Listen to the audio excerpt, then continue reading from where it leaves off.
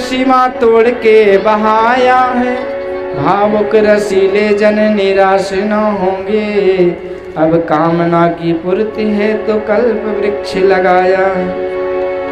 चिंतामणि जटित चारु चादर बिछाई जहाँ, भांति प्रतिभांति कुंज कुंज से सजाया है।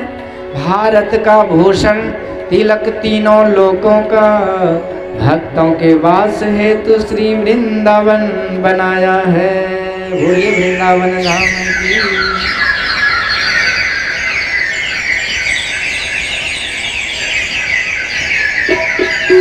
वृंदावनम गोवर्धनम यमुना पुलिनानि च, वीक्ष्यासेनुत्तमा प्रीति राम माधव योनिपात। वृंदावन की वो हरियाली को देखकर, यमुना मैया के शुद्ध सच निर्मल जल जो प्रवाहित हो रहा है उसे देखकर,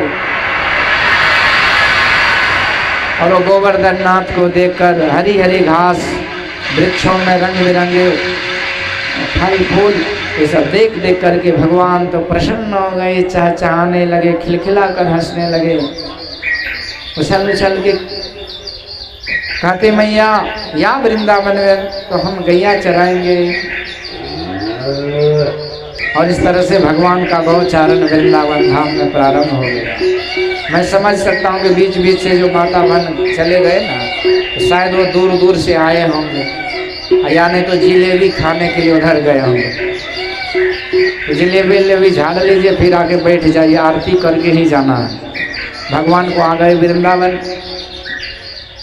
मोहे लागे वृंदावननी को, वृंदावनम भक्त समूहा नाम बनम वृंदावनम। भक्तों का समूह ही असली वृंदावन है। तो कहाँ ये दिवस जहाँ भानु प्रकाशो, कहाँ अवध जहाँ राम निवास, जहाँ भगवान है वही अयोध्या धाम वृंदावन है। भगवान कहाँ है? जहाँ साध मेरो जस गावे तहाँ करो मैं वासा, ये भी वृंदावन है।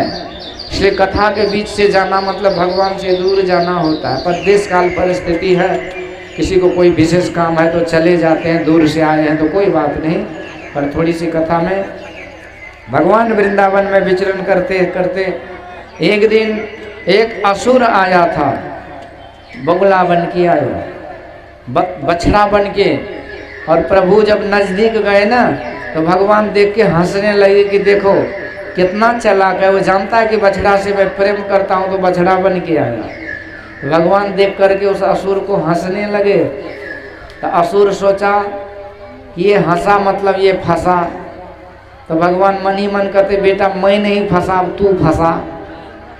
और इसके पहले कि बत्सासुर टंगड़ी पकड़ के घुमाते, टंगड़ी मारते, प्रभु ने उसके टंगड़ी को ही पकड़ लिया, घुमा के घुमा के घुमा के इतना जोर से मारे उसका प्राण उड़ गया। ब्रजवासियों ने जय जयकार करी, बोलिए कृष्ण कन्हैया लाल की। इस तरह से बत्सासुर। एक दिन बकासुर आया, बोगला बन के बैठा था। भगवान अपने बाल सखा के साथ खेल रहे थे, उन्होंने एक ही चोंच में भगवान को निकल गए नाश्ता। अब ब्रजवासी व्याकुल हुए तो भगवान ने अपने शरीर को पूरा गर्म कर लिए, बोगला ने उगल दिया क्योंकि पेट में आग लगता था, चला गया। इसके बाद जब बोगला पकड़ना चाहा तो प्रभु ने उसके चोंच को पकड़ के उद्धार कर दिया। इस तरह से बकासुर, बत्सासुर आदि का प्रभु ने उद्धार किया। समय क्या हुआ? समय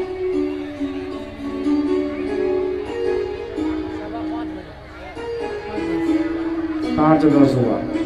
5:10 में बस कर देंगे। अच्छा, किसको किसको कथा जो है अच्छा नहीं लगता हाथ उठाइए। तो तीतगर लगता है, खटगर लगता है, इसका मतलब सबको अच्छा लगता है ना।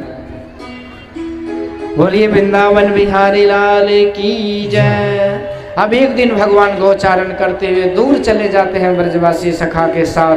तो वहीं पर कंस का भेजा हुआ एक असुर आया जिसका नाम था अघासुर। अघ माने होता है पाप, ये पाप ही राक्षस बन के आ गया। और भगवान आंख मिचौनी के खेल में ब्रजवासी छिपने चले गए और भ्रम हो गया ये गुफा है, अजगर के मुंह में घुस गए। और प्रभु बड़ी देर के बाद आंख खोलते हैं तो देखा ब्रजवासी सब अजगर ये सांप के मुंह में चला गया। जोर से आवाज लगाई, भैया ब्रजवासी ये गुफा नहीं, ये अजगर का मुंह है, जल्दी निकलो, हम हार गए तुम जीत गए। एक ने नहीं माना। प्रभु समझ गए मेरा भक्त आज पाप के मुंह में चला गया, पर भक्त है, भरोसा मुझ पर है। तो भक्त को जब भगवान पे भरोसा रहता है और अज्ञानता बस उससे पाप हो जाता है तो भगवान उसको जरूर साफ कर देते हैं, बचा लेते हैं। पर जब भगवान पर भी भरोसा नहीं है, जानबूझ करके पाप कर रहे हैं, तब माई बाप को ही नहीं बचा सकता है। अपनी अपनी करनी अपने अपने साथ करे सो आगे पावे। बाप की करनी बाप पूत के पूते पावे। पलटू करनी और की नहीं और के मात, अपनी अपनी करनी अपने अपने साथ। यहाँ ब्रजवासी में भोलापन था, अज्ञानता बस पाप हो गया, पर भगवान पर समर्पित थे, भक्त थे। आज उस पाप से बचाने के लिए स्वयं आप भगवान उस अघासुर के मुंह में प्रवेश किया। उसी समय अघासुर ने बड़ी झट से मुंह बंद किया। ब्रजवासी का प्राण उड़ने लगा, भैया कन्हैया बचाओ बचाओ बचाओ। प्रभु तो बचाने आए थे, विराट रूप में आ गए और उस अघासुर के मस्तक को फाड़ करके सारे ब्रजवासियों को उबार लिए।